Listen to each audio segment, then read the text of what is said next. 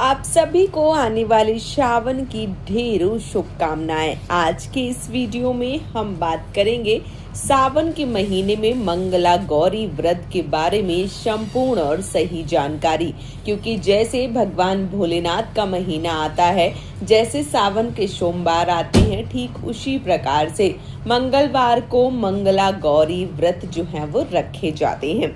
हमारे हिंदू धर्म में श्रावण के महीने का विशेष और पावन महात्म होता है, क्योंकि श्रावण का पूरा महीना देवाधिदेव महादेव और माता पार्वती की भक्ति को समर्पित होता है।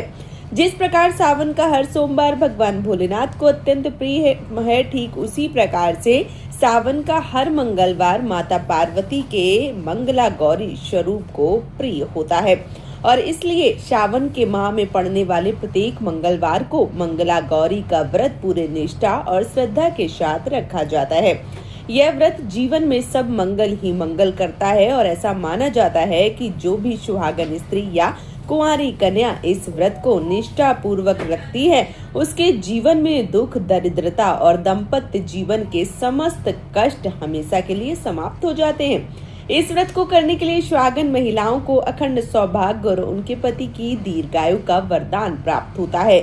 और साथ ही जिन लोगों के दाम्पत्य जीवन में बार बार तनाव, कलेश, मनमुटाव या दूरी बन रही है, उनका रिश्ता एक बार फिर से मधुर और अटूट हो जाता है। इसके अलावा जिन माताओं को संतान प्राप्ति की कामना है या फिर अपनी संतान की लंबी आयु और सुरक्षा चाहती हैं, उनके लिए भी मंगला गौरी का व्रत अत्यंत फलदायी माना जाता है। वहीं दूसरी ओर कुंवारी कन्याओं के लिए यह व्रत भी किसी वरदान से कम नहीं है, क्योंकि जिन लड़कियों के विवाह में बार बार रुकावटें आती हैं, कुंडली में यदि मांगलिक दोष है या फिर मनचाहा वर प्राप्त करने में बाधाएं आ रही हैं, तो वे यदि श्रावण के मंगलवार यानी मंगला गौरी के व्रत को पूरे विधि विधान से करें तो उनका विवाह शीघ्र तय हो जाता है और उन्हें सवगुण संपन्न जीवन साथी की प्राप्ति होती है। अब बात करते हैं इस व्रत को शुरुआत कब से करें, कैसे करनी चाहिए तथा कितने व्रत करनी चाहिए। इन व्रत में क्या नियम है, इस दिन सरल पूजा विधि क्या होगी। तो देखिए, मंगला गौरी व्रत की शुरुआत हमेशा सावन के पहले मंगलवार से ही की जाती है और आप अपनी श्रद्धा और सामर्थ्य के अनुसार इसका संकल्प ले सकते हैं। कुछ लोग केवल सावन के महीने में पड़ने वाले 4 या फिर 5 मंगलवार के व्रत करते हैं और सावन के अंतिम मंगलवार को मंगला गौरी व्रत के विधि विधान से उद्यापन कर देते हैं, जबकि कई लोग 16 मंगलवार के व्रत का संकल्प लेकर सावन से इस व्रत की शुरुआत करते हैं और वहीं कुछ लोग इस व्रत को पूरे 1 साल या फिर 5 सालों तक व्रत का संकल्प लेते हैं। जो लोग 1 साल का व्रत का संकल्प लेते हैं, वो श्रावण के पहले मंगलवार से शुरू करके फिर पूरे 1 साल के मंगलवार का व्रत यानी मंगला गौरी का व्रत करते हैं और अगले श्रावण माह के शुक्ल पक्ष के मंगलवार को इस व्रत का उद्यापन करते हैं। ठीक इसी प्रकार 5 साल का संकल्प लेने वाले लोग हर साल सावन के मंगलवार को व्रत रखकर 5वें साल में अंतिम मंगलवार को इस व्रत का उद्यापन करते हैं। आप जिस भी संख्या में व्रत रखना चाहते हैं, पहले मंगलवार की पूजा के समय अपने सीधे हाथ में जल, अक्षत, पुष्प लेकर उसी संख्या का संकल्प ले लें, ताकि आपकी मनोकामना जल्दी ही पूर्ण हो सके। अब आइए बात करते हैं मंगला गौरी व्रत की संपूर्ण पूजन सामग्री क्या होगी। इसका विशेष रूप से आप सबको ध्यान रखना होगा। तो देखिए, इस व्रत को सबसे प्रमुख और अनिवार्य रूप से करना होगा और मंगला गौरी पूजा का जो सामान है वो ज्यादातर 16 सामग्री यानी कि 16 जोड़े में जो सामग्री है वो होनी चाहिए। पूजन सामग्री की बात करें तो आप लकड़ी की एक साफ चौकी जो है वो ले लीजिए। इसके साथ ही साथ चौकी के ऊपर बिछाने के लिए लाल या फिर सफेद कपड़ा 9 ग्रह और इसके साथ ही साथ सोड़क मंत्रिका होती है वो बनाने के लिए गेहूं, चावल, कलश, नारियल, कपूर और जो धूप है, इसके साथ ही साथ 16 बत्तियों वाला चौमुखी जो घी का दीपक है वो होना चाहिए। मंगला गौरी की प्रतिमा के लिए आप चाहें तो अपने हाथों से शुद्ध मिट्टी की मूर्ति बना सकते हैं।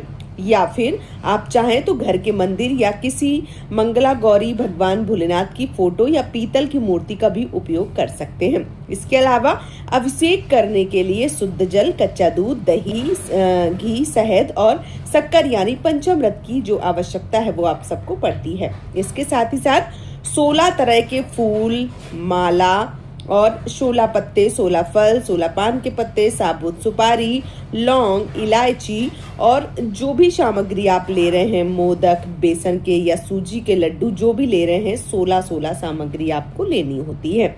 इसके साथ ही साथ सुहाग की पिटारी जिसमें 16 प्रकार के श्रृंगार का सामान होना चाहिए, जैसे चूड़ी, बिंदी, मेहंदी, काजल, नेल पॉलिश, लिपस्टिक, लाल चूड़ी, आलता, नथ, बिछिया, पायल और मंगलसूत्र शामिल हो। अब बात करते हैं मंगला गौरी व्रत की विधि के बारे में। तो आप लोग बहुत ही ध्यान पूर्वक और नियम के साथ जो पूजा है वो आप संपन्न कीजिए। मंगलवार के दिन ब्रह्म मुहूर्त में उठकर सूर्योदय से पहले उठकर स्नान इत्यादि से निवृत्त होकर साफ स्वच्छ वस्त्र धारण करें। ध्यान रखें, यदि संभव हो तो इस दिन लाल पीले रंग के धुले हुए साफ और शुद्ध वस्त्र धारण करें।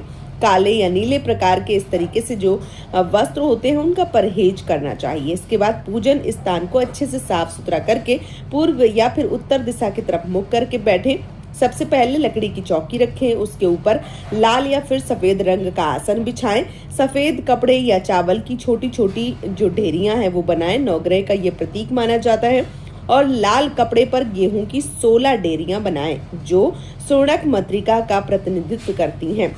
चौकी के दाईं ओर थोड़े से चावल रखकर उस पर स्वास्तिक बनाएं। पान का पत्ता रखें, उसके ऊपर प्रथम पूज्य भगवान गणेश जी की प्रतिमा को रखें। अब गेहूं की ढेरी पर जल से भरा हुआ कलश रखें और कलश के ऊपर शुद्ध जल, हल्दी की गांठ, एक गांठ सुपारी, अक्षत, सिक्का डालें।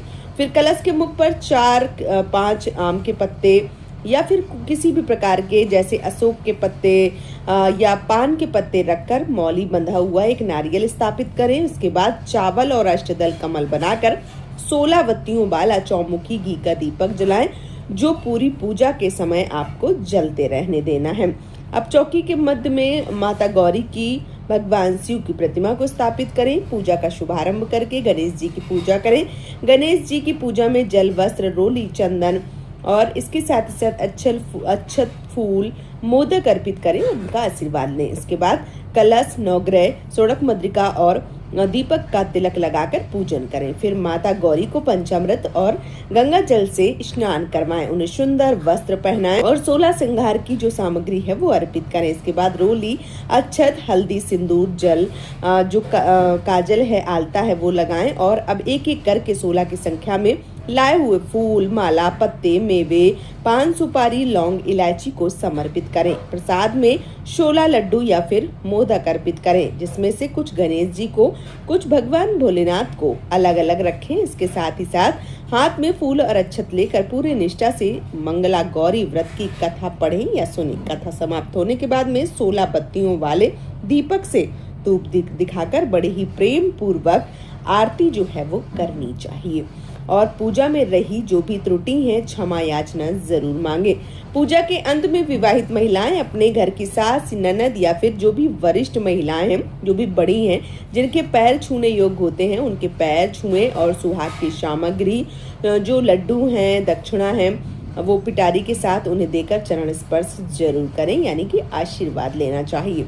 अगले दिन यानी बुधवार को मिट्टी की बनाई गई प्रतिमा को किसी पवित्र नदी या जलाशय में विसर्जन कर दें और इस दौरान खान पान और नियमों का भी ध्यान आपको रखना होता है, जैसे कि व्रत में क्या खाएं क्या नहीं।